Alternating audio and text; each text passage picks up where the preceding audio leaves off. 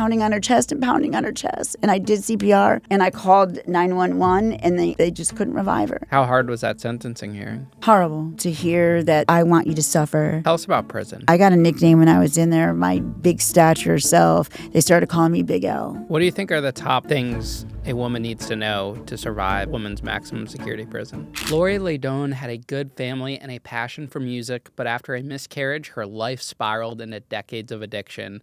A relapse in her early 50s led to a young woman's overdose and a 3-year sentence in a woman's maximum security prison for manslaughter.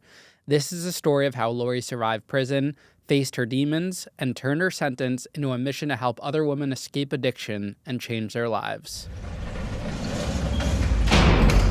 Lori, welcome to Locked In. Thanks so much for coming today. Thank you for having me. I know we had to kidnap you in an Uber to get you over here today. You did. You did.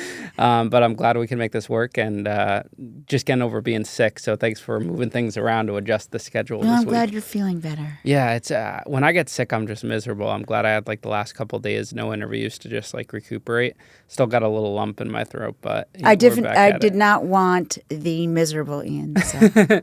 Yeah, I get so depressed when I'm sick. I get sick twice a year. I got sick in February before I did the Mr. Beast thing the week before, and now I'm sick again. Can't win. You're still smiling. I'm always smiling.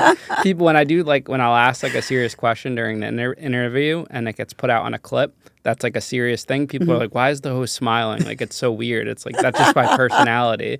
It's not I don't think it's a joke or funny. It's just I'm always smiling. Yeah, I kind of got that same thing. That's a good thing. I don't think it's a bad thing at all. Yeah. Did you grow up in Connecticut? I did. Where? I grew up in Huntington, Connecticut, in Shelton. Okay. What was your upbringing like? I had a really good upbringing. My parents were really young. They had me when they were teenagers. So they were very, very motivated, and they had their own businesses. So they were out a lot and busy a lot. I was there for my little brother and sister, who were twins, and they were 7 years younger than me. What kind of business did your parents own? My mother recently passed. She owned a real estate company in Connecticut, and my father was a CPA. So would you guys say you were middle class, upper class? Or? I would say we were upper class. Never wanting for anything at all? Never. No, my mother was very successful, so she had a lot of people working for her, and she was, she did really well. She was the top, one of the top real estate agents for condo sales for 35 years. What were some... Oh, yeah, go on. Yes, and so she also from there, she did a lot of work with the American Cancer Society because she had got cancer very young, and they didn't give her a lot of time. So I grew up very, very religious, and she prayed a lot and really gave her word to God that she was going to put her energy and her time into finding a cure and putting money back into the Cancer Society, into raising breast cancer awareness. What were some values both parents instilled in you as a child? What goes on in the family stays in the family. That was a big, big, big one. So that was a big Italian one that my father had instilled on me. I'm just going to leave it at that. And then I would say generosity. I came from a really, really generous family. And that was, I think, one of the really good qualities that I got. Work ethic. Always work your hardest. But my mother was really behind. I was an artist. So I graduated high school early, and they wanted me to be a doctor and a lawyer. And I was like, no, I'm going to Berklee College of Music. I'm going to Boston. So... it didn't go over well, but my mother was still really proud of me. My father was going through his own struggles at the time. So he was kind of, they weren't getting along. And when I went away to school, they separated. And so it was a little tougher for my brother and sister than it was for me. I was a lot more independent growing up, kind of did my own thing. Who are you closest to? In my family? Yeah, out of your mom and dad? My mother. By far. When did you develop a taste for music? Was it when you were a kid? I was 3 years old, and I'm going to age the hell out of myself, but whatever, everyone knows anyway. So there was 3 phone books. Remember those things called Yellow Pages? So I climbed up on them, and I boosted myself onto my great aunt's piano bench. and I started playing Born Free with both hands on the piano. Just thinking like everybody knows how to do this at 3. Cool. It was the first time I saw a piano, and I just thought that's what you do with it. I knew already. So I got myself, my mother comes running in the room, freaking out. How do you know how to do this? I thought I was in trouble. I was like scared. I thought, what do you mean? I don't know. You know, when you're little, it's so, I can see the same scene unfold in my head because they were so upset almost and not knowing how, like, I'm just like with both hands. So it started then, and they got me a piano, and I learned how to play, and then they got me professional lessons, and I did my first original performance at 9 for an original piece that I wrote, and I was really bored in high school. I got super bored, so I had enough credits to get out early, and I petitioned to the Board of Education and got into an early admissions program. So I had to do something first. It was really weird. They put me in Sacred Heart for a year without telling the teachers in my junior year of what would have been my junior year of high school. And they didn't tell the teachers how old I was. And if I graduated, I got to go to college. So I had to be able, not graduated, but if I passed the class, should I say, that one semester, that 2 semesters of fall and spring, then I could go and start college, and that's what I did. It's always the most creative ones I feel like struggle in high school. I definitely struggled in high school to kind of fit in that, Yeah. and I left high school a semester early too. Yeah. I was just bored. I had Bored. had enough. Yeah. I had a really good program when we were there. It was called Interarts that they offered for one of the semesters. And that was when I was a sophomore. And they pulled it. And it was the state of Connecticut offered you could audition. And then they would take 2 people from each city and pay for them for their whole afternoon. So they would come and pick us up at 10:30 in the morning. And we would spend the rest of the day at a college where they would offer all of these really cool, you either could dance, you were either into the acting arts, visual arts, or music. So you could audition for any of the programs. So I auditioned for acting and music and got accepted into both.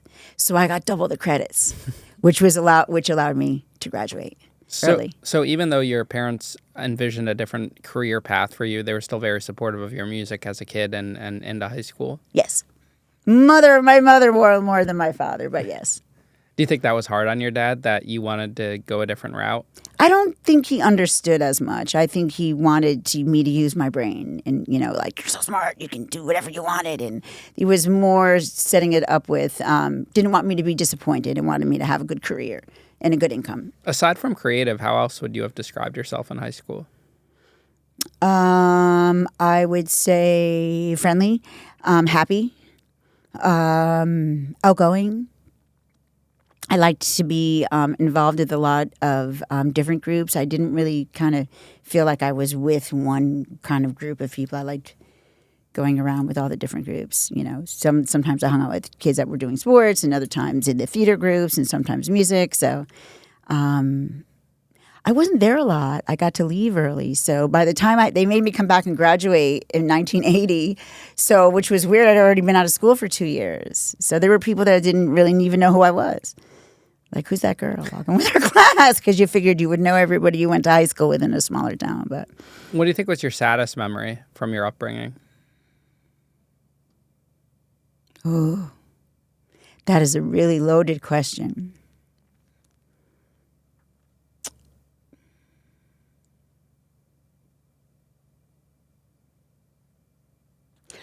I'm going to say being let down by my father was really one, because he was like my hero. He used to watch me sleep. I have pictures of him watching me sleep as a baby. And we had a lot in common. We were so almost too much alike.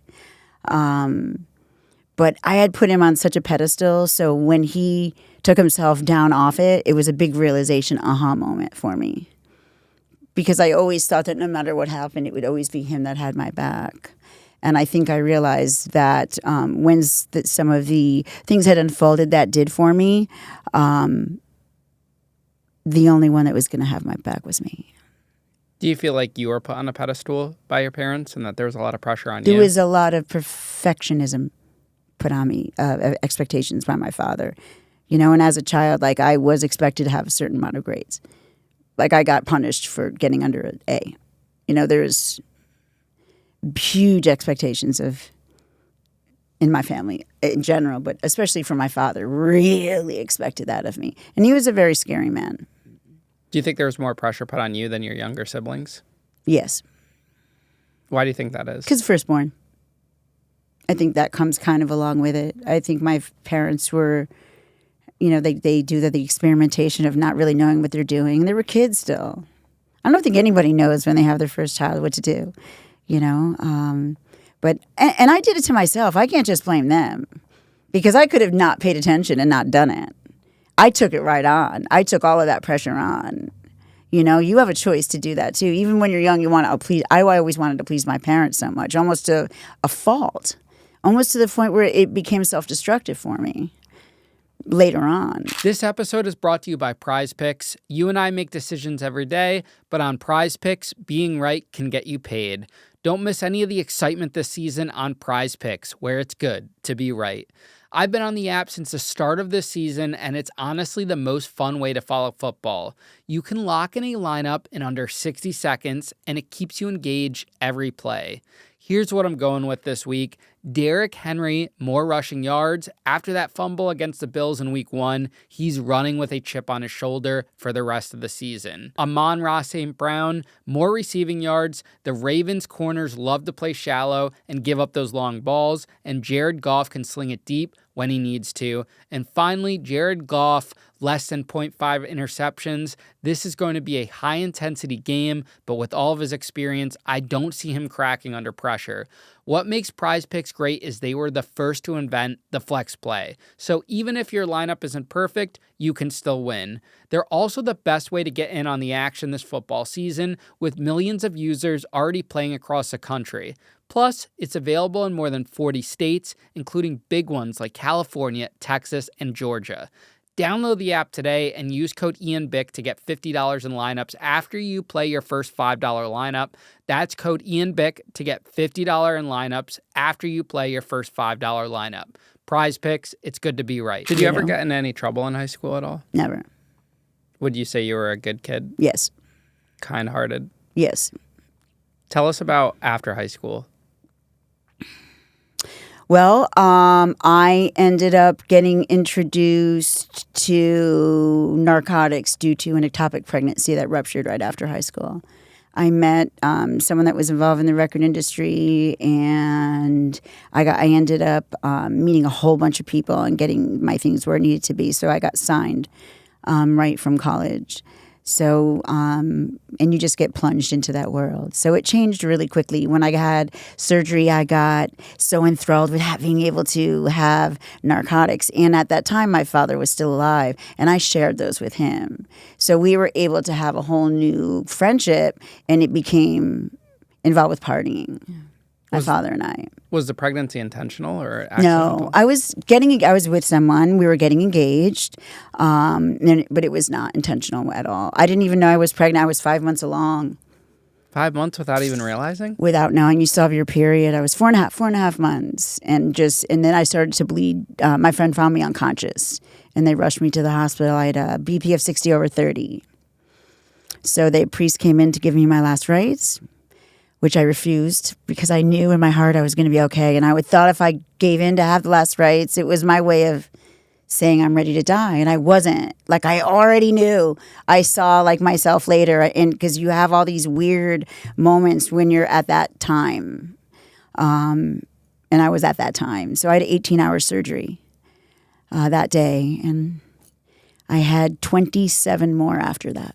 How old were you at the time? I was 21 when that happened. So by the time I was 30, I was operated on 27 more times and extremely addicted to narcotics. Who is the guy, your fiance or the guy you were engaged to? Don Dempsey. He was the son of the senior VP of Epic Records. And your parents approved of the marriage? Yes, very closely with their parents. They did a lot of things together. Everybody went out together. They all, even with my father-in-law's work, all the work people from the company would come to my house, and it was great. It was like a family back then. And that record company is what you were signed to? Yes. No, I was signed to a subsidiary one that's underneath the same umbrella. So somebody from there got a hold of my tape because it was very easy to get in the right hands at that point for me. So it was just dropped in the right place at the right time. Somebody found it, and I got lucky. I got a call from Cyndi Lauper's producer, Frank Rand, one morning and said that my contract would be waiting at a studio. So. What happens when you get signed, especially at that age? Oh my God. I just was so excited on that moment. I mean, literally my legs gave out and I was like, this is it. I was so young and I didn't do all the things you're supposed to do, like have an attorney come and check your stuff and, you don't ever sign it right away. And I was like, where do I sign? Where do I sign? So I signed everything away to the label. I signed all my masters without even knowing. And you were given money up front? No. No, I was not. They paid for everything and they took me everywhere and they paid for all of my promotions and I was wined and dined all over and introduced to a lot of different people, which, allowed me to do a lot of other things with my career. But what happened was Sony came right after that.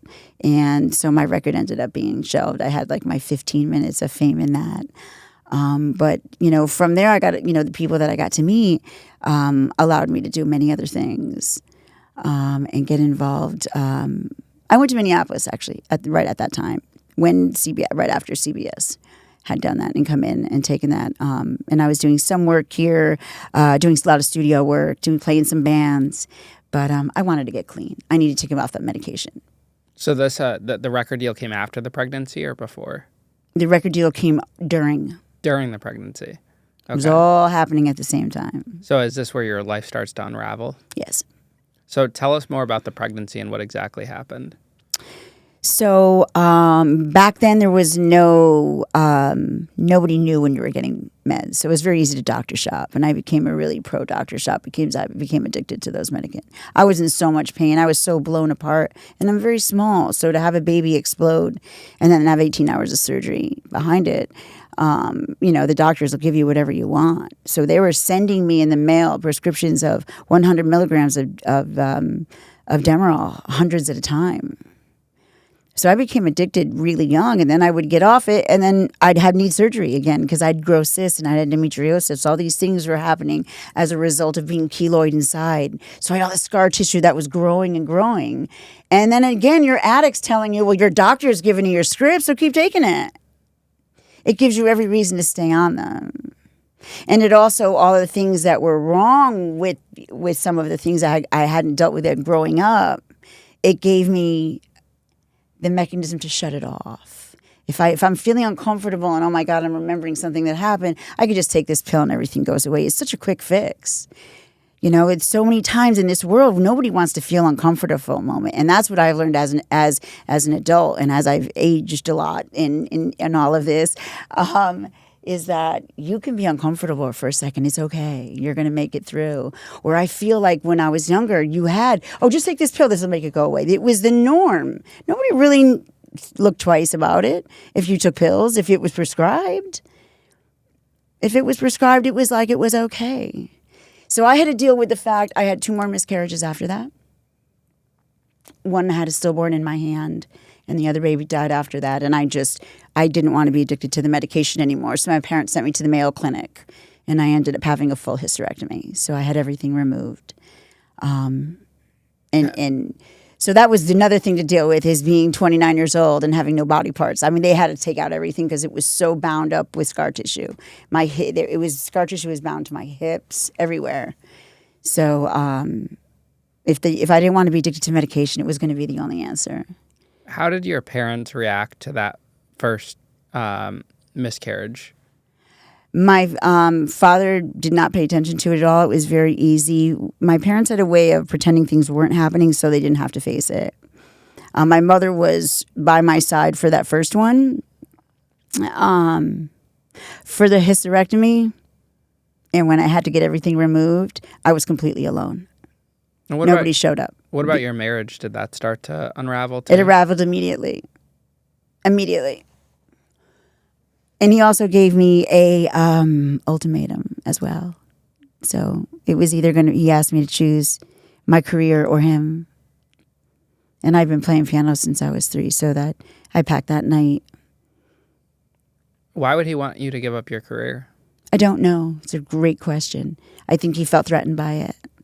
I think because I was traveling and I was doing a lot of different things, and he knew what it was going to be like to be the husband of somebody like me, and I don't think he wanted to buy all that. Why did your dad start to turn towards drug use? His childhood. He had a horrible, horrible childhood, and I don't think he ever dealt with it. Ever. Would never talk about it. Would never speak of it. He was an alcoholic and turned to pills with that, because he would call me up and ask me what pills I had. But he was so successful. He was brilliant. He retired at 35. I mean, he was a smart, smart, smart man, but he couldn't find a way to be comfortable in his own skin. He couldn't. And I was so afraid I was going to turn out like him. I quit drinking when I was 30, but I still stayed on those pills because the doctor was still prescribed. Not 30. I got sober when I was 30, and I stopped drinking when I was 30, but I ended up going back onto the pills when I had problems with later on in life. When the doctors took me off everything, I was still in so much pain. My friend brought over heroin and said, this will help you. Try this. And that's when I went from pills to heroin. So 21 years old, you have the first miscarriage, you start to get hooked on this medication. What's going on with your career at the time? I was playing all over, still playing. It was cool to be high then. That was heroin chic days in the early 90s. So it was cool. As I got up into my 20s, so through my 20s, it was like through the 80s, and everybody was doing cocaine. That was a cool thing. It was totally accepted. People were doing it out right on the bars back then. Like, you'd be sitting in a bar and people would be cutting up lines on the bar, and no one would think twice of it. And like, that just does not happen now. It was a very different vibe in the world in the 80s into the 90s. And then when I when I was struggling to get clean through the 90s, 91, 92, I'd stopped drinking. My father died in 92. So I was struggling all of then to get clean, but it was cool. I had record labels. I had Atlantic Records was actually coming down to see me then and was interested in a band I was in called Johnny and Now. And we were all shooting dope. And they would bring us, Atlantic Records was fine with that. They didn't realize what was going to happen when people started to tour and got sick. And they realized it real quick during that time. I think between the 90s and everybody that was signed to Sub Pop and had problems with the same drugs, had the same problems touring. So I was involved with a lot of that horrifying addiction of getting out of that. So I tried to go get methadone to help myself out of it. And I became addicted to the methadone as well. So now I had 2 addictions going. How did your dad's death affect you? My father's body stopped working at 44 from the abuse and from developing hemochromatosis from a blood disease that we have. And it was one of the worst times of my life to have him be gone, because he was my protector.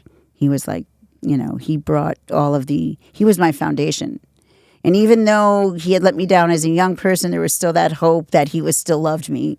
My dad still loves me. Never let anything happen. That same guy that watched me sleep, My mother was my biggest cheerleader, though. So I have to say that, as much as I loved my father, I miss her so much more because she was always my cheerleader. And same with my grandmother. I was closest of everybody to my grandmother. My grandmother believed no matter what, I would make it. They were always really behind my career. I would be doing a show. I did Rod Stewart, and I was there as Rod Stewart, as someone that was a runner on the stage for a live show. And I would text my mom, and I'm behind the tree on stage left. Like, turn on channel 5. So she turned on channel 5, and I'm like, I'm sticking my foot out. You could see my foot. I'm texting her. It's like silent. I put my foot out. And I'm like, she's like, your left foot is famous. She'd be like all excited. So those were things that they could be really proud of me on. And they weren't really understanding that I was still struggling with some stuff on the inside that I had to get through. So she would never talk about that stuff. They would always talk about all the good stuff, Would you have considered yourself successful in your 20s in the music industry? Yeah, I would. I did a lot of really great shows. I got to work with Oyster Cult, with Easy-O, Brittany Fox, a lot of really fun metal bands that I got to actually would come on for 10 minutes in the beginning, and I put all the keyboards, and that was when like you had to have 15,000 keyboards. I'm exaggerating, but so I would play like sideways, and I'd have to like play up on something because I was so short I couldn't even see over them, so people could see my face. But and then I had my guitar on and the smoke coming off the stage, and I'd be done. I would just do the intro because most of the metal bands were guys' bands. But I loved that job. It was a great job, and I got a lot of exposure, and I got to be out there, doing what I love to do. Why do you think drugs were so common and acceptable in that era? I think that people didn't know what was going to happen. I think that it was setting a precedent. I don't think people know what crack and cocaine were going to do to people's minds and to people's families, to people's cities, and to people's communities. I don't think they knew the repercussions yet. I really, really don't. I don't think they knew what it was going to bring, and I think it was celebrated much differently then. I think the economy was different. So it looked it was like the rich man's aspirin, they used to call it. But I think of it now, and all it does is make me like nauseous. It really like physically makes me sick because I can think it through of all the destruction it caused to so many people that I know. And it's still causing. So you were saying around 30 you tried to go get sober for the first time? Yes. Tell us about that. I did well for a minute. I relapsed. That was one that I went into that they made it really, really, the first one, my first treatment that I went into, they made it really, really easy. So they kept you on so much methadone, on so much things, so they didn't really have to deal with it. And you got out and you were just sick all over again. So I couldn't stay clean off that. But the second time that I went, I did. I was able to. I went back right away because I relapsed. I think 4 months in, I relapsed. So, I told my mother right away. I was like, I can't do this. I'm not making it. I need to like go away. And they sent me out to Minneapolis. And why Minneapolis out of all the states? They call it the land of the 5,000 treatment centers, not the land of the 5,000 lakes. But they have a lot of really, really good programs. And it was way more advanced than New York City, believe it or not, with the way that they handle things. Because that old, that adage of tough love, I don't think that tough love works. That tough love puts people and make them think that they're not worthy. And it really is the other way around. You need to know you're supported when you're getting to get help. You're feeling so shitty about, I know for myself, I felt, especially after a relapse, I beat myself up so badly. Like, how can someone so smart do this? How could, all these wonderful opportunities and all these things I've been handed, and I'm throwing it all away. And I needed to figure that out. I needed to learn coping skills. I never realized that that's what I was lacking the most of anything, was the ability to find something to calm myself down that wasn't a quick fix or wasn't going to be self-destructive. Nobody teaches you those. They're kind of no-brainers for us to learn. Everybody was so easy, so ready back then, especially then. Your kids running around class, Ritalin. Put them on Ritalin. I feel like there's a whole generation that's addicted to Adderall. I went back to school recently on a grant and was scared to death that I was going to be behind everybody because I talked to my counselor about it. Like, I'm like the only one in my class that doesn't have an Adderall prescription. Am I going to be behind? And he's like, you're doubting your brain. And I said, well, I'm doubting my age first because I do have that. And I don't have that, just got out of school head. I said, but it really frightens me that people feel like they need that to get ahead. But I was like, I'm just going to do me and get through it like the way that I've always done it and not worry about being artificially kept awake. Was it hard to still stay in the music industry while trying to get sober? No, not for me. Because I knew that it was going to take everything away if I kept getting high. I started to begin to learn how to keep it through. I think that I removed myself out a little more than I would have if I stayed in. I became much more focused on where I was going and who was going to be there. And I always gave myself a way to go home, to get out. Any kind of thing that I knew, if I felt uncomfortable, I left. And a lot of times, a lot of those places I would go by myself or just with one other person that knew my circumstance. Once I gave up drinking, I saw what it did to my father. It was really easy for me to never drink again. And I was when so many things where people were drinking. It doesn't bother me at all. I don't ever think I'm missing anything. It was such a bad look for me afterwards when I would see how people's behavior, and I never wanted to look like that again. I just kept picturing myself looking that way and seeing women that were so beautiful coming in the beginning of the night and then seeing them drugged out leaving.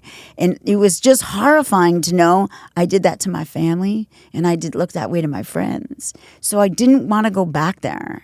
I really, really didn't. So having the ability to think it through, I think, was what made it work for me. And I also had the right people in place. I had the right people to call if I was feeling, oh man, I could really, But my biggest trigger was pain. That was my trigger. And not just physical pain from the surgeries, but emotional pain as well. So I knew I needed to get to the bottom of that. What do you think that was the hardest emotional pain you were struggling with? One of them was not being able to provide the man that I love with a child. It had come up. It had destroyed relationships that I was with. I had to learn how to still feel like a woman, even though I had no body parts at all as a woman. I've been on the same amount of Premarin artificially since my 20s.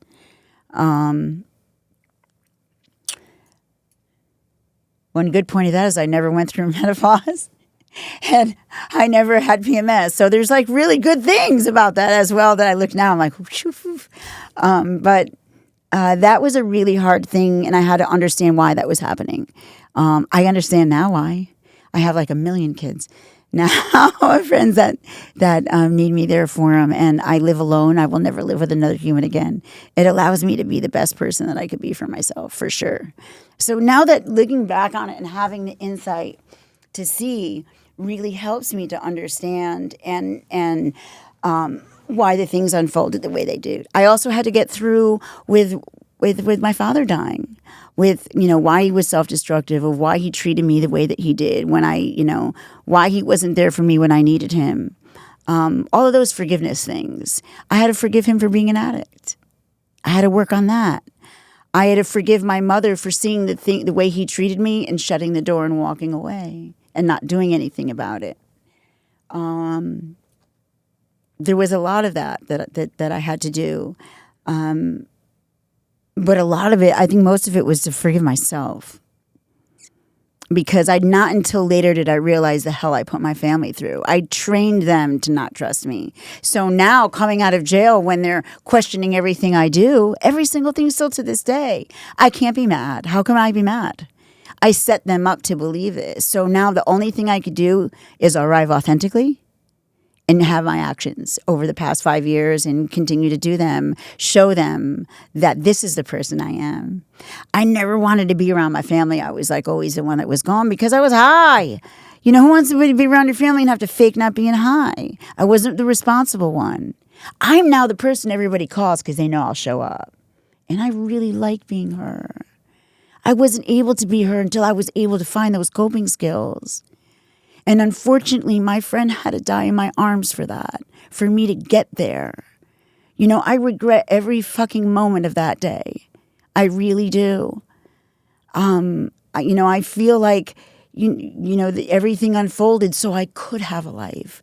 Because this trajectory has allowed me to be filled more than any drug has allowed me to be filled. My work with the ACLU, I'm up at the Capitol. They listened to me. They denied me parole this year because of the victim's family. Said I could not pass, even with everything that I've done. Even with my nonprofits, working with incarcerated people right now, writing music with people, with lifers right now, to get their voices out. They still would not let me go. But 5 days after they denied me, they surprised me in Hartford and called me up to Hartford and awarded me this gigantic, beautiful citation. Rep. Safstrom and Senator Winfield and a lot of the members of the General Assembly thanking me for all of my work. And it was a beautiful thing. But I have to be honest, it felt a little bit like a Cracker Jack prize. A little bit. Because where were you 5 days ago? Because right now, next week, I could be in juvie helping the kids. But I can't because I'm on parole still. Gentlemen, enter the room love muscle first. Blue Chew's chewable tablets are like sending your love muscle to boot camp. Stronger, harder, longer lasting. Like it's saluting at attention. Last time I took one, my girlfriend joked we should play the Olympic theme song. Yeah, she actually said that. My love muscle was ready for gold. Guys, this isn't just about performance. This is about legacy or third leg ussy. Give her group chat something to talk about. You know when you lay it down, they're talking about how it gets up. Nothing makes you more of a legend than a little Blue Chew. Discover your options at BlueChew.com. And we've got a special deal for our listeners. Get your first month of Blue Chew free. Just use promo code LOCKEDIN at checkout and pay $5 for shipping. That's it. Join Blue Chew's mission to upgrade humanity one thrust at a time. Head to BlueChew.com for details and safety info. And big thanks to Blue Chew for sponsoring the podcast. How long did you stay sober till you relapsed again? 22 years off of heroin. So when you were 30, you got sober? Mm-hmm. And then when did you relapse? 53. At 53. Mm-hmm. And that was the incident that went to prison? Mm-hmm. So what happened at 53 that caused you to relapse? And what were you doing in between that time? I was still smoking weed, so I wasn't like 100% sure. When I say sober, I meant off all of opiates. I was doing a lot of work in the dance club, so I was still like a little bit of experimenting at that point. So I didn't have a lot of feet grounded. I did we experiment a little bit with Molly and with ecstasy throughout the years because I got involved heavily with EDM music and doing that. So again, I had to pull myself out of that as to stay sober. Currently, since I've been out, I go, to very, very few shows, but I stay connected in other ways through Zoom and through just showing up. What I'll do is I'll wait till the end of the night and I sleep the whole night and I take a shower and I go out at like 4 a.m. when everything's getting ready to close so I can hand out, my USBs and I look like I'm just all shiny and I've been up all night. And I've been up all night and I'm still shiny and I've really only been up about an hour and a half. But that's my way of keeping myself safe now. So I'm not, I'm not engulfed in that world because that's a little harder for me to be up and dancing. And although I really don't sink myself into any of that stuff anymore at all, I don't need to be around people who do. So it's a way for me to say a lot of the people that I am work with now are much, much older and have lived through it and are now sober anyways. They're DJs who have been on the scene for, decades. So it works much better for me that way. So that 20-year period, you didn't get in any trouble. You Nope. were just focused on the music career. Yep. What happens at 53 then? The man I was living with for 12 years left. But not only that, he disappeared. So it's a really scary thing when you can't get a hold of somebody who you've slept next to for 12 years and who you've loved so much, really, really been deeply in love with. And I didn't know where he was. And I relapsed. He just walked out, or? No, I knew he was going to do some things for himself for a little bit. He needed a little bit of time, which was fine. We spoke of it, and he needed to do some little mental work for himself, which was fine. But he never came back, ever. He came back like 6 months later, showed up at my door when he was not welcome 6 months later. But I was not handling it well because he just cut me off. He didn't call me. I didn't know if he was dead or alive. I really didn't. I did not know. He was considerably younger than me. We were together for a really long time. Did it feel like the first time that your first real love left you over the baby? It did, and it also felt like when my father let me down. It's that abandonment stuff that kept coming up. That was again. The root issue. Absolutely. Absolutely. Again, somebody strong. Again, someone who I thought, again, male, who had my back. And then right after that, I was violently attacked and raped by gunpoint and left to die. My family doesn't know. They're going to hear this now. Nobody knows except Yale and my psych doctors. But they told me if I ever told, he's no longer alive now. So, which is why, after all this time, I can talk about it, because he told me he'd kill my family if I talked about it. This was right after he left? This was right after the guy left, yeah. And before you tried drugs again? Before This you is relapsed? right while I was relapsing. It just all came at once. So it just gave me more of a reason to get high.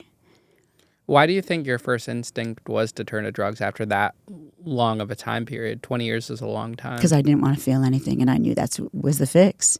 I didn't know what else to do at that time. Usually I play, I'll work out, I have those coping skills, but I didn't have enough feet on the ground and enough foundation and roots built underneath me to be able to carry myself through that ordeal and that trauma.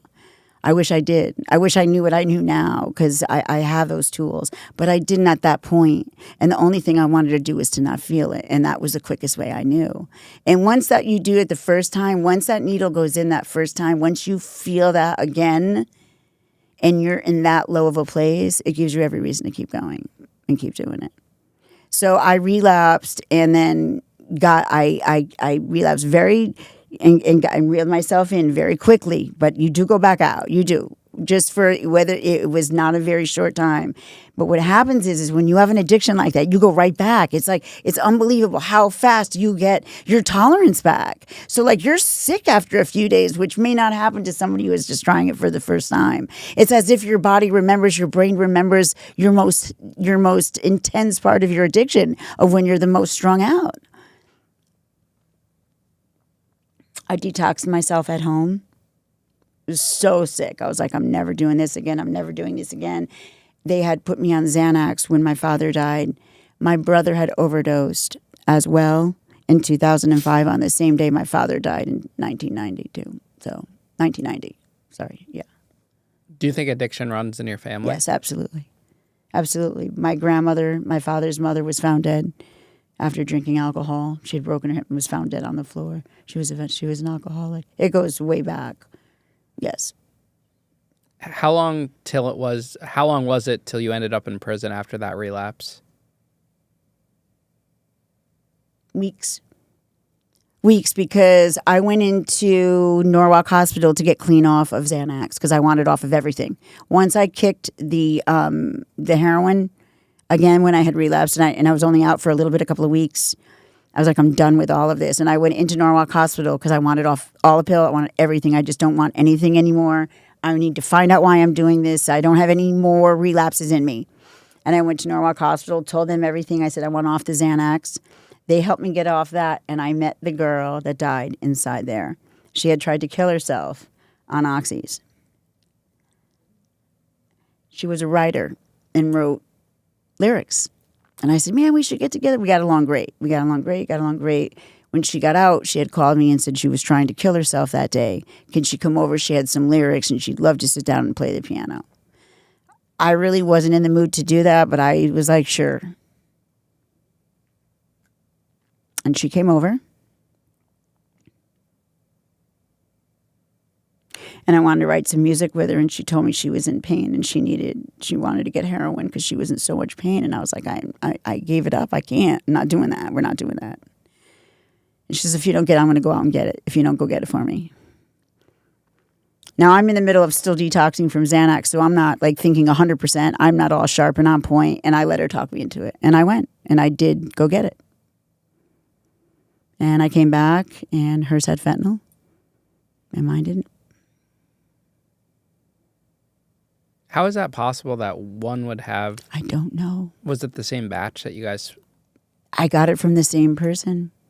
I couldn't figure it out. That's what I didn't understand, because I wasn't even really high. And I was not using at the time. So it was a relapse time. I had used it such a short little time before for the couple of weeks, but it wasn't like I was on a run. So I didn't have this gigantic tolerance, even though I felt like I did because I got sick without it. I didn't have it built up. So when she died, I was pounding on her chest, and I did CPR. I'm a lifeguard. I was trained to do it, and I called 911, and they just couldn't revive her. How long does this all unravel from? Or did you guys smoke it or inject it or Snorted. snort it? So from the moment she snorted it, how long does this all unravel? 5 hours. So you guys are just sitting in your We're apartment? hanging out, and then she got nauseous. She went to my bathroom. And I had a new apartment, my new condo that I bought, and so she was like, you know, when you're nauseous and you put your head on the tile, how that tile feels on you, it's nice and cool. So she was like laying on that, and I gave her a Zofran under her tongue for nausea, and I just kept coming in and checking on her. And she had looked like she had fallen asleep on a pail, and I went to check on her, and I noticed blood coming out of her nose, and her lips were a little starting to turn blue, and I realized she wasn't breathing, and I called, and that's how it all started. And they arrested me for operating a drug factory because they said my house was too clean, and I cleaned it and let her die. Like, that's how they wrote that up. They arrested you that same night when the No. ambulance came? No. They did. They sat with me. I was sobbing, and they said if it wasn't here, she would have done it somewhere else. It's a good thing most people drag the bodies out so they're not in trouble. I was like, oh my God, I would never. She's my friend, you know. I would never think about that. And they were like, don't worry. I did not even know I was in trouble. 4 months later, I did a party for Governor Cuomo when people still liked him at the time, and I was coming back from New York City. I had designed a whole party for one of his campaigns. So I was coming back from Chelsea Piers that I had done it, and they told me it was just going to be a $5,000 drug charge. That's it, and just go down and pay it. So I went down to pay it at the station, and I went with a bondsman. I went with $500 in my bondsman, and I said, let me just take care of it right now. I stopped at a bondsman place, you know, explained my situation, and I said, I have $500 on me. Can we just go take care of it? He said, sure. We walked over, and they said, do you have $105,000? And I was like, nah, that's not me. What do you know? And they said, you're wanted for manslaughter. And I had no idea. I was like, I'll be right back. And I went to run because I panicked. I didn't get far. Did she die before the ambulance got there? Yes. So she was dead on the scene? She was dead. So now you're running away from the cops when you were going to turn yourself in for you thought was a lesser charge. What happens? Oh, well, someone scooped me like right at the door. They snagged me. I mean, because I freaked. I didn't know what was going on. Like, just to get hit with your wanted on $105,000 manslaughter charge. What? What? I started laughing because I was like, you got the wrong person.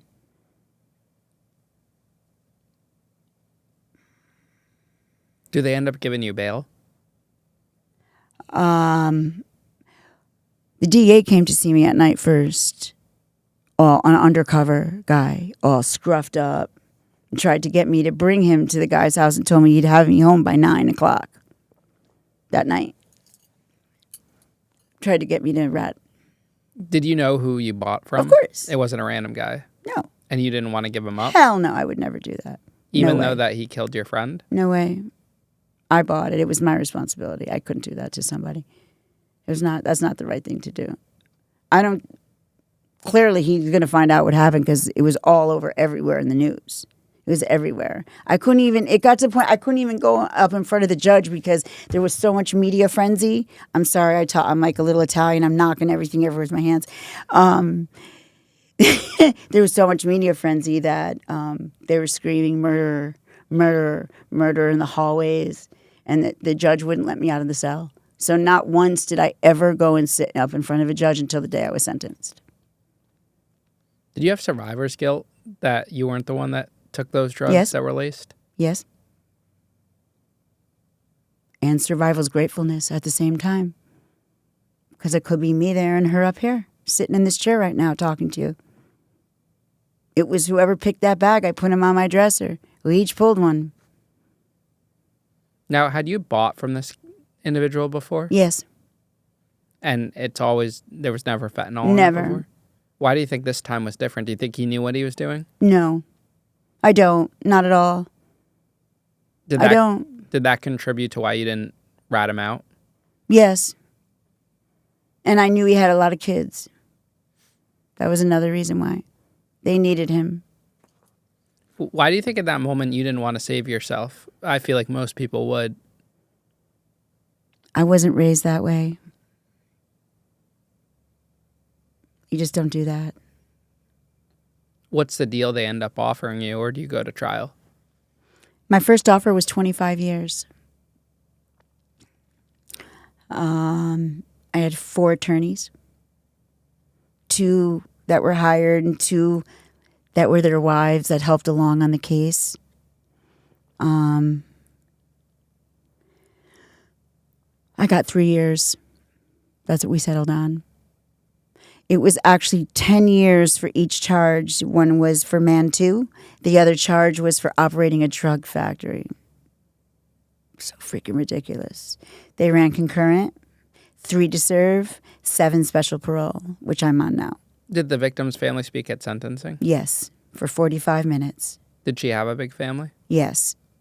How old was she? 22, much younger than me. And you were in your 50s at the time? Mm-hmm.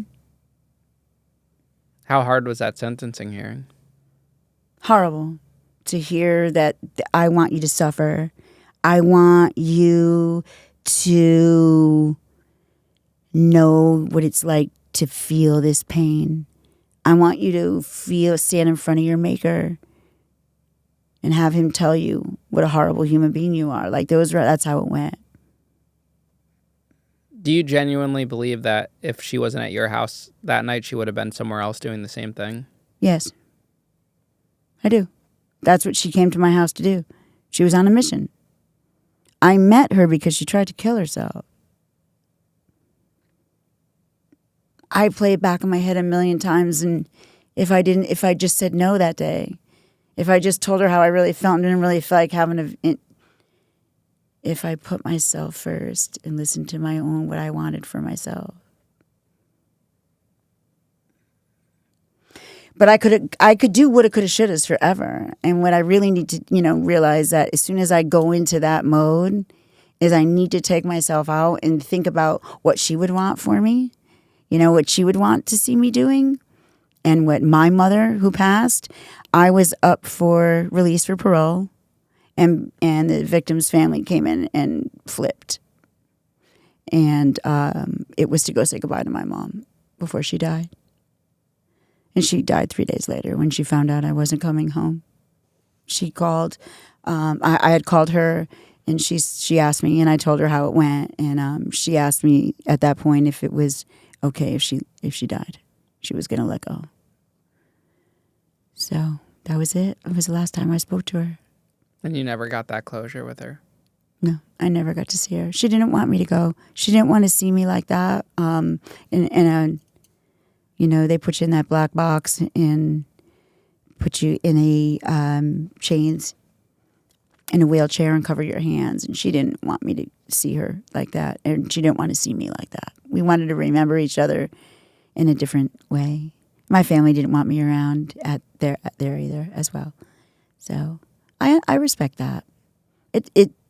I wish I could have said goodbye in person. Do you ever think about what would have happened if the man that you were with didn't leave you and you never relapsed? Do you think about that? Yes. I think I would still be a very, very unhealthy woman. I don't think I ever would have taken this time to figure out what it was that was keeping me destructive, was keeping me unhealthy, which was keeping me attracting the same sick people. I'm not her anymore. It's like it's like comparing me as like trying to, go back to my old house. I don't live there. It's like I've really gotten out of it by going through those moments of being uncomfortable and figuring out why I was doing the things I was doing. Why can all these other people navigate so easily through life? And I'm supposed to have this great IQ or being able to get out of school, and I can't make ends meet. I can't figure out how to get out of my own way. I was in my own way all the time. So learning to settle myself down, how to find quiet in the stillness, how to count my breaths, how to stick my feet in the sand, how to, instead of waking up in the morning and going through all the things that are wrong, I'm like, oh my God, I have this beautiful place around me. I have great friends in my life. I have this ability to write music. How lucky am I? I start going through those. And those are conscious effort I had to take. Because I'm like, I think it's kind of human nature. You wake up and you're kind of like, you get those moments of clarity of when that lucidness when you first wake up in the morning of, what's going on today? Okay. And so you can take that breath. And I was really so stuck in all the things that were wrong instead of everything that was right. Tell us about prison.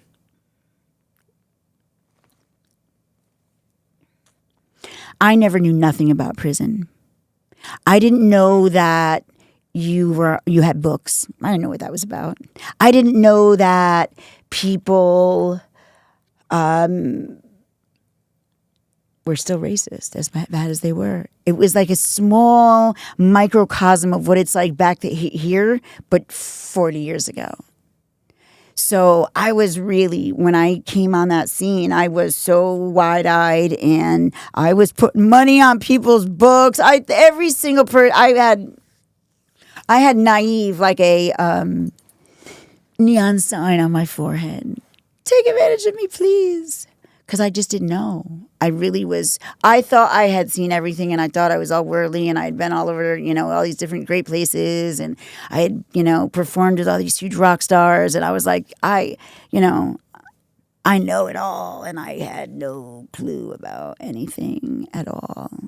So when I first got there, I used the restroom, the bathroom. I was stomach sick, and the food was horrendous, and I went and ran to the bathroom because I was sick. And it was during count. And they put the overflow in the gym because there wasn't enough places for everybody. It was illegal what they were doing. And they had Channel 8 News outside trying to film, putting us all over on top because we were just on top of each other in all these like bunks that were falling apart.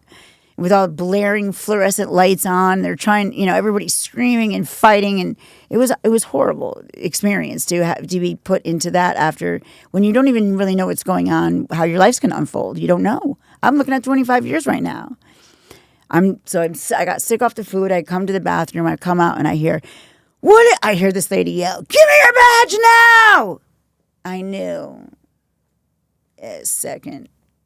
Like my stomach fell. I knew what that meant. I was like, I'm screwed. Excuse me. I'm in big trouble. I'm in big, big trouble. So they came and they grabbed my ID and they told me to pack up my stuff. I was going to the hole for that. Now everybody's calling me. I got a nickname when I was in there, my big stature self. They started calling me Big L. Right from the beginning. So now you hear everybody yelling, "Big L! Don't take Big L!" in there, right? So there's these 4 gigantic COs that come to grab me. And like it's so overkill because like I'm at 110 pounds right now, soaking wet. So they got my arms behind me and they're pulling up, my head's down. Now I'm mad. So I'm picking up my head because I'm mad. No one's going to take me. And I got all my friends screaming, "Don't take her!" So the harder I fight, the harder they pull up because they want my head down. And they take you through that walk of shame all through all of the different units to SEG. And I get there and this girl's there and she's like, the first person I see, her nose is like sprawled across her face, like flat, all bloody, flat. And now the COs... I have to be a little careful because I am still on parole. So if I have check out for a minute, you'll know why. If I say, "Oh, I can't go there." Okay, so I'm going to go with this one. So the COs are now placing bets on if they put him in the cage, who would win if they fought. Now, I can't believe what I'm hearing and how everything is unfolding. Like, they're literally trading money, placing bets to put these 2 girls and let them fight it out in a cage. And that was our rec cage, was like a dog cage. That we had to go in an hour a day. They let us out between 5 a.m. and 6 a.m. When it was right about, I don't know, maybe 10 degrees out in the winter. Yeah, so I didn't go outside. How long were you in the hole for that? I was in the hole for a week, and I was not allowed my glasses. I was not allowed anything. The books that they gave us were pieces of books. They weren't even whole books. They were like, And I wrote a story about this. They were like representative of who we were. There was books with no beginnings and books with no endings and they wouldn't give me my glasses to read the damn book. So I sat by myself, and you know what I did? I wrote a song. And I sang it, and I sang it, and every day I sang it. And I sang it over and over and over, because I couldn't have a pen, I couldn't write, I couldn't do anything. That was the only way to remember it. And mental health came like the third day in of me singing it and asked if I needed help. And I was like, I don't need help. And it was over the weekend. And sure enough, on the Monday morning, I hear them taking the girls to the bathroom. And I hear someone going, I did it, got a ticket, now I'm going to SEG. And I was like, that's my song. You know, and I'm all excited. Now everybody starts singing with them. Now the whole unit is singing the song that they've heard me sing for 3 days straight. So they know all the words. It was amazing, honestly. That was my trajectory of life changed at that moment. Because I got to witness a whole bunch of girls discover what it felt like to be connected, to be creative, and to be singing together. It was like, for that moment, I felt hope. And for that moment, I could tell I was healing. And if I was, so were they. And that's when I knew that I had something there. Like, something's with this. And I became the girl that wrote the sex song. I would hear CO sing. You know how weird it is to be going down a hallway and hear her singing out going, I did it, got a ticket. It was pretty cool. So that whole experience, it was able to make something good out of it in the long run, like to this day. And I use that as an example. And now I'm able to, go back and forth online. I'm on Core Links and, getting rap lyrics from guys that are never going to come out. And if I could get a link, my link posted of me creating the songs for them, for their family, it's all about connection. People need to feel that connection, to feel hope. We're treated so poorly in there. The things that they take away from us. We had a water main break. We were allowed 8 ounces of water over a 24-hour period. That's it. And the COs are drinking the stuff that was donated. And the only reason why I know is because I didn't have a lock on my door because I was a laundry worker. So I was able to. I had a lock on my door. My door was able to be popped because I was the laundry worker, so I could move in and out. What security prison did they send you to? Maximum security. That was because of your charges? Yes. What other? There's only maximum in here, but there's like a linear version of it in York and Niantic. What type of women were in this prison with you? What kind of charges? Well, the most horrendous charges that you could think of. I mean, there was a lot of murder charges. There was a lot of women that had very sad charges. There was a lot of self-defense charges. And we don't have that in Connecticut anymore. So a lot of women who had put up getting beaten for years that had finally killed their attackers and killed their abusers, where I was in prison with, and they were lifers or in for at least 30 to 40 years. There was a lot of women that were in there for white-collar crime, white-collar crime, for fraud, doing fake things. There was some really horrendous things that were done with jetting money away from from the Sandy Hook thing. So it had some really horrible, horrible charges for diverting money from all those funds and things like that. So they have that white-collar. But there was a lot of gang members in there. A lot of gang members that were in SRG for a long time, and they stick them in SEG in the hole. And how do you expect people to heal when you're separating them and they have no connection? It's impossible. It's impossible to be in those conditions. You're freezing cold. You have a threadbare blankets, and you expect people to live for decades in there. It's just, it's so dehumanizing. It's so degrading. They film us naked when you go to SEG. Where do those films go? We're trying to. I'm up at the ACLU right now, trying to stop that. Trying to get them to put in something to stop all of the strip searching. Stop all the strip searching. They have never once in the history of Niantic found anything when people were going from General Pop to SEG. Not one time have they found a weapon or drugs. When they come in, oh sure, that's a different story. But moving from unit to unit and having to keep taking your clothes off and putting back on, and then you have COs that are commenting on your body parts, and that's not normal and not fair and not have anything to do with helping people get better at all. And then we found out that they were doing it to the kids, that they were training the kids up at Cheshire. So we started to go. I got with Barbara Farrer from Stop Solitary, and started going up in front of Cheshire to get them to stop having solitary confinement. We needed to stop. There's no reason to chain a 13-year-old kid up. There's serious mental issues and things going on that's not going to be solved with chaining them to a bunk. So that was a big, big mission of mine, and she did get that passed. So that's finally passed. Now it's just getting it to work, the action of it, behind it. So there's so many things that they sign off on that they say they're going to do for formerly incarcerated people that get out. Eliminating charges, taking boxes out of going to school, taking boxes out of finding a job, taking that checkbox out of finding an apartment to make life just a little bit easier to get them reintegrated. And they say they're going to do it, but nothing's ever put into place. So even when the things get signed off on, we still have to be there to watch they're implemented. Because that's what I want to see now is the change. I told those girls, I told way more than one of those girls, that when I got out, I was going to fight for the things that they were going through. And they said to me, yeah, that's what everybody says. And I was like, yeah, but I'm not the everybody girl. And I remember those words I said to them.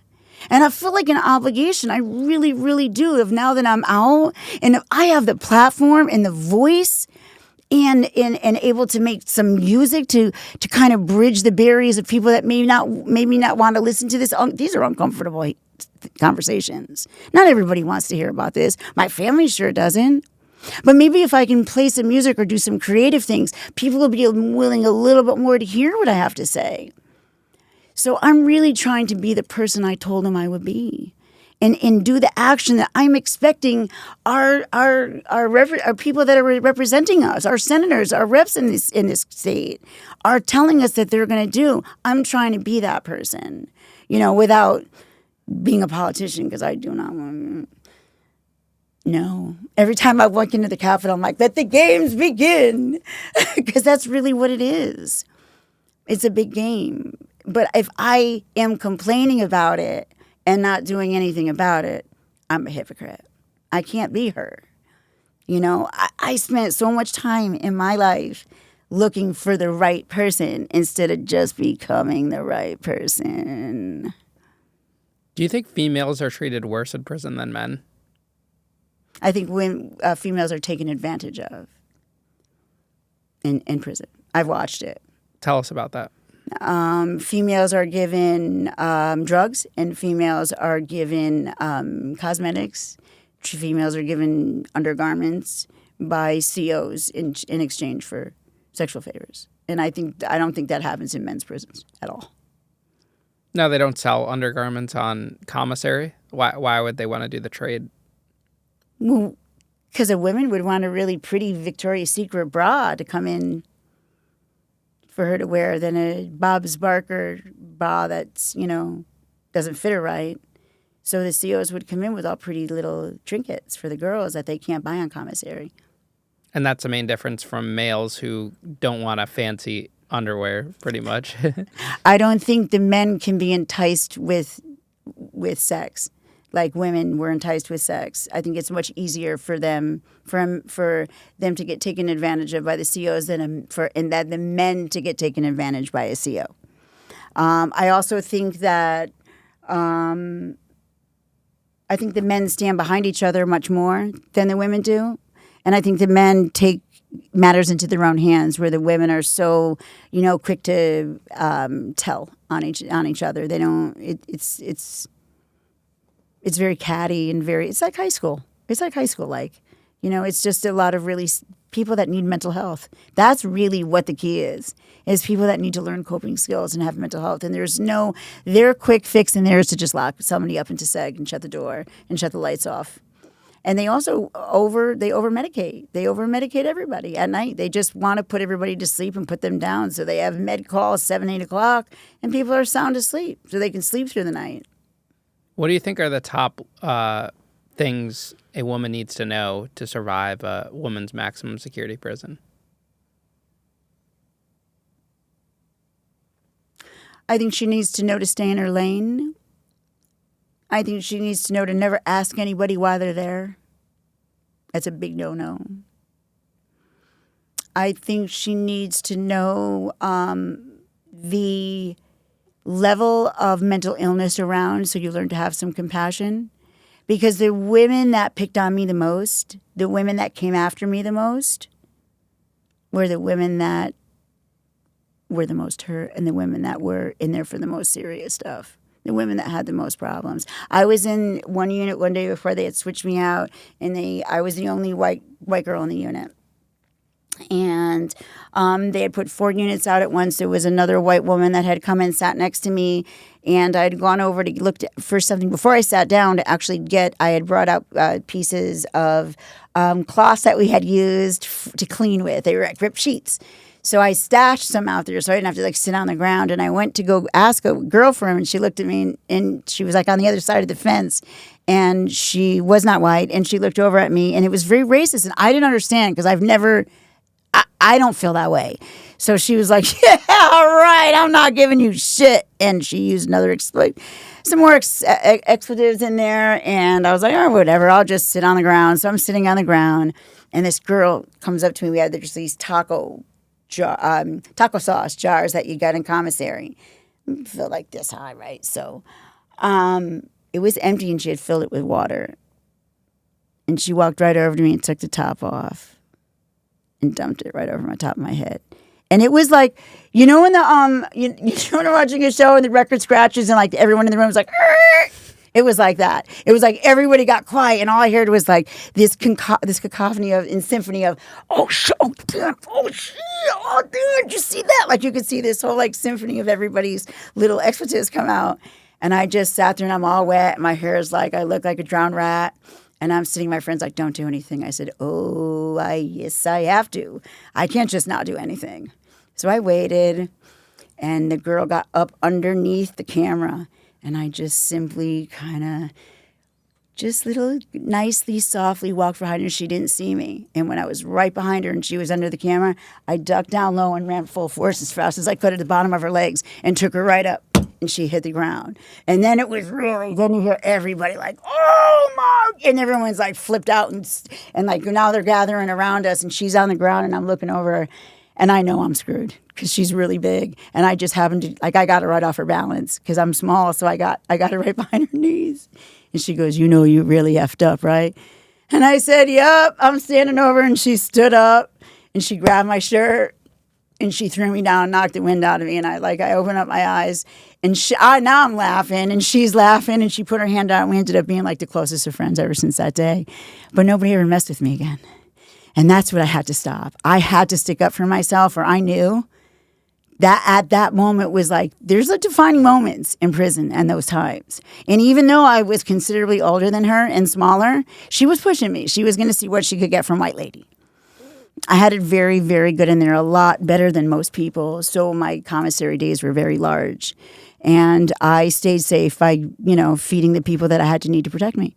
And that's what I did. I kept everybody, and I would tell women that too. Make sure you have your people in place. So do you feel like you had to pay for protection in prison? Absolutely. How would you go about that? Find out everything that people liked, because I also worked for the gym. So working for the gym allowed me in charge of FitRec. FitRec does not stand for FitRec. It stands for Free Inmate Time. It sells all the things that they sell that they don't sell to regular people that you have to be ticket free for over a year. So it was more for the long people, not people that were just had small stints. You had to be there for a minute. So you're ticket free for over a year. You can come to FitRec. And FitRec, they sell a lot of things they don't sell in commissary. And because I worked there, my boss would give me a hefty bag and be fill it, just take it back to your cell. So all of the things that the people couldn't buy, the laundry girl loved sunflower seeds. She couldn't buy them. So I would come with 5 sunflower seeds, so I knew my laundry was done first and folded. So I set myself up like you would in real life. And I literally traded coffee for protection. I had, girls that would, stand in my doorway It's crazy, but that's what you need to do. Like, you need to learn to survive. If you knew that things were getting tough, I also, as soon as I got there, I found out that you were able to get a Greyhound in your room. If you're able to get to the east side, which was a little less. So that was like, I had these missions of things that I wanted to do that I would try to manifest for myself, that I'm doing that. I'm going to find myself every way possible. So the last 8 months that I was there, I got a Greyhound in my cell. What did you learn about yourself at prison? What did I learn about myself? I learned that I had no coping skills previously. And that I was able, if I could get myself to sit and be quiet and learn to be uncomfortable for a moment, that was going to be the way I was going to be able to survive the rest of my life without relapsing and dying. Because it's really gotten to the point where it's live or die out here for an opiate use disorder person. It is. And I had to learn to live with pain. So I had to really concentrate on finding different coping skills. And I learned that I wasn't giving myself enough credit for having my own back. I always felt like I needed something else to make myself feel better without ever knowing that I just had to remember how to do it for myself. So I really learned to slow down. I think that was the thing. I spent so much of my life running and have to do more and more and better, and I have to be best in this. And I was getting in my own way, and I was tripping myself up instead of allowing myself the grace to do it the right way. Looking back on it, would you rather be younger in prison or older in prison? Older in prison. Why? Because they respect you a little differently. They look at you a little differently. I think hearing something from my mouth as there's not a very older ex-heroin addicts. They don't make it. So I was a little bit of a unique demographic. I think for me to help someone, maybe help them out of something that I've already learned, it's easier to take it and hear it from someone who's maybe your mom's age and not your mom than it is from your peer. I think you hear it differently. I don't think you don't hear it like a threat. You don't hear it like a competition thing. You hear it as more of a motherly or nurturing advice when it comes from someone a little bit older. And I think for me, all I wanted to do was to help others, because that was what I was realizing was filling me up actually more than drugs did, is how I felt when I made a difference in someone's life. It really did. It everything started to make sense of why things unfolded the way they did. And it allowed me more empathy and understanding of having to live the way that you live in jail. How long did you end up serving inside? 3 years. You did the full 3? Yeah. No early? No. I think I had 1 month early. It was 35 months. What was the hardest thing that you found coming out of prison? Not having my mother there. Not having the support of my family at that time, because they were afraid. They were afraid. So they were supportive from a distance. And I don't blame them, like I said. I also came out, and 1 week later, we were locked down for COVID. Mm-hmm. So do you think that made it easier? That made it so much harder. It was the silence now is beautiful. The silence then was deafening, because I was like an infant. I didn't know what was going on. A lot had changed in 3 years. It doesn't seem like a long time, but it really is. And a lot had changed. My family, everybody went on without me. I didn't want to be around some of the people that I was around, but I still had a lot of my close friends that had, are good people and were doing the right things that I wanted to be around, but nobody could see each other. So it was a really difficult time for me to navigate. I got my family. I had to remember that just because I had the time to take time to get better, that not everybody else did. So do you think it's harder to rebound after prison when you're older or when you're younger? I think it's harder to rebound when you're older. I let everybody know straight up. I learned that right away, that I had to tell people that I met right away what my history was, because everybody Googles you. They really do. And I just wanted to be my authentic self. But it was much harder coming out. I felt that people aren't as willing to give you another chance when you're older. They felt like I should have known better. And I should have. I had my attorney ask me that, He said to me, what would ever in God's name make you do that? And I was like, I was still detoxing myself. I was still sick myself. Just because you're not using too at the time doesn't mean your head is not still in that mode. And that's what I had to realize. You have to realize also when you're in jail is that, I may have made the decision to get better. It doesn't mean everyone else around me has made the same decision. So you really have to keep all those eyes open and ears open. And you almost, you become so vigilant. You become so super vigilant. How were you able to rebuild? I was able to rebuild by reaching out to the people that had worked with me inside. I'd worked with some music, and they with a music company. They hired me before I got out, so that helped. And it was really, I had to rebuild by seeing what was available for me as for grants at the time. I had no money. My mom had passed and left control of my money to my family, and they were worried. They didn't want to give it to me, being that I had relapsed before I'd gone in. I did go in clean, though. It was just like that one time we did with her. But still, and I don't blame them again. I was able to rebuild by using my story and telling my story and showing people what I did to get through it. So I got hired by Yale Divinity School, and I did a semester with them on how my prison story related to Dante's Inferno, Longfellow's interpretation of Dante's Inferno, and to write a piece on maybe a section of it that I could relate to, that I felt was a way that Dante was expressing the same feelings. So we paired up with the students, and that was their final, was the performance. And it was fabulous to be able to do that. So I started doing more and more of that, and I'm doing that now in a lot of different colleges around the country. Being able to speak and do music and creativity in carceral and in formerly incarceral situations, and work with the students. So I'm doing that now with UNC as well, Chapel Hill. If you ever had the urge to use drugs again, what would you do in that moment? I would reach out to someone that I know that's clean and in the same position or reach out to my therapist. I had 2 surgeries recently, and I asked them to put a allergic to opiates around my wrist. And I did both of them with nothing because I was scared. Why do you think this time around you have the strength and willpower to understand that, whereas you never had that before? Because I took the time to find out why I was being destructive. I took the time to forgive the people that hurt me. I took the time to forgive myself and to learn other coping skills instead of having to reach out for that. And it's life and death right now. There's too many. It's scary out there. I feel like from everything that has led me to this moment is for me to set an example that you can get through it. So I think I'm more determined because of that. I would never be able to look at myself in the mirror or face myself again if I went back on that, because it's how I've really come to feel comfortable in my own skin for the first time in my life. And if I can help someone that's in their 20s or 30s feel comfortable now instead of my age now, I turned 63 2 weeks ago. Happy birthday. Thank you, I think.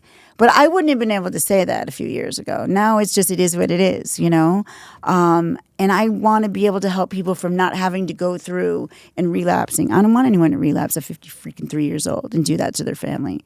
So if I can help somebody and teach them some coping skills, or teach them how much music can help them, how much creativity and expression of themselves and the freedom of expression can really, really help balance and process yourself. If I can really help people with that, then my jail time wasn't for naught. It wasn't for nothing. And if I could go back and change anything, obviously it's going to be the death of my friend. I would not have her die. But at least this way, I can feel something came of it. I didn't continue the behavior. I'm trying to look for I am finding a way out. I don't have to look anymore. I am finding a way out. And the only way that you can really show somebody that is not by telling them. I mean, the only way, is by your actions. You got to show them. So if I'm not practicing the same things, it's not going to land. Do you think you'll ever be able to make amends with her family? No, I want to. They told me they'll never forgive me. They told me they want me to suffer every day of my life. And they just denied me my parole. I had over 35 letters from all over the world of people asking me, please let me so I can do more work, so I can get into this facility, so I can get in. It counted for nothing.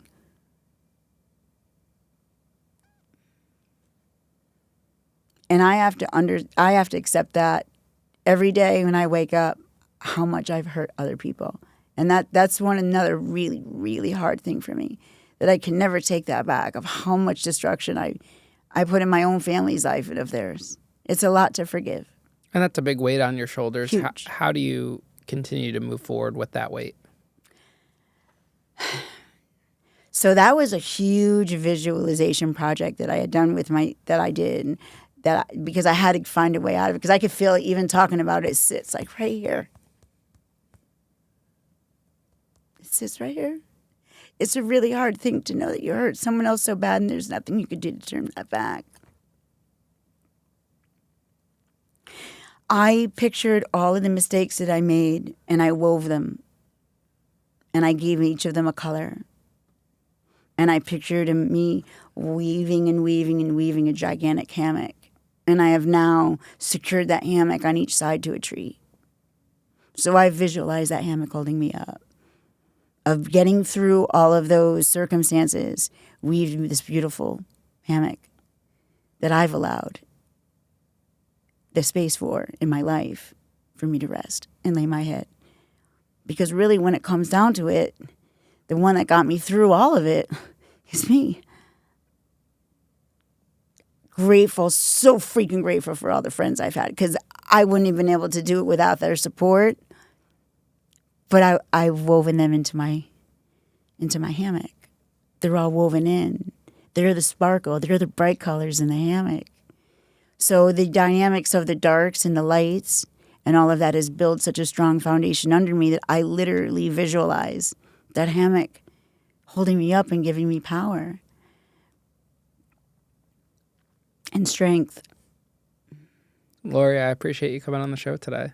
Thanks so much for coming. Thank you for having me. You did really well. I did. And thank you to Mary for connecting us. You're welcome. I appreciate you having me. I really, really do. Yeah. Thank you. Yeah. Well, I hope it helped bring some closure to your story as well and was therapeutic for you. You know, every time you talk about it, and I hope she's at peace, and I hope their family can find some peace. But every time I talk about it, I heal a little bit more. So thank you for the safe space. Always.